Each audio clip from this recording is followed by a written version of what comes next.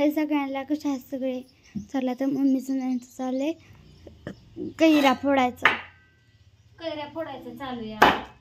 आंबे आणले काढायला तर ते आणले तर लगेच फोडावं लागतात. फोडून सुकवायचे एक दिवस. मावशींना बोलवलं. आजी काम चाललंय. मावशींकडून घ्यावं म्हणलं फोडून. चाललंय. आणले ते किती 30 किलो आंबा येतो. 30 किलो कैऱ्या ती शेकड्या मिळाल्यात आमच्या बारामतीत. तर काय झालं काय माहिती, मार्केटला हीच येतात कैऱ्याची नाही, झाडाच्या काढून आणलेले आहेत. आमच्या चिकन ह्याच्यातनं आणले, लासून ह्यातनं झाडाच्या काढून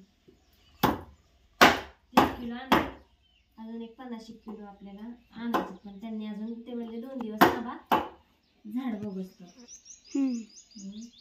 आता एवढंच बनवायचं, परत 2 दिवसांनी 50 किलोचं बनवायचं. चाललंय तर आमची चिव पण करते मध्ये मध्ये लुचलुचू. ती देते ना देठ करून, मध्ये मध्ये करते वैगर. काय म्हणते लेकराला काम करताय तर. काम करत असलं तर त्याला म्हणायचं मध्ये चुनू चुनू करते, है का नाही. कैऱ्या कसल्या आणि प्युअर आंब्याचंच आंब्याच्याच कैऱ्या तयार.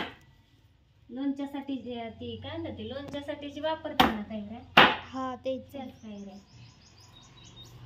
विकत आणलेत ना आम्ही कैऱ्या. विकत आणलेत ना. मग आता आपल्याला कोण द्यायचं एक भोकाट. काय नाही तर हा, पण त्यांच्या पण नसत्या झाडाला तर एवढ्या.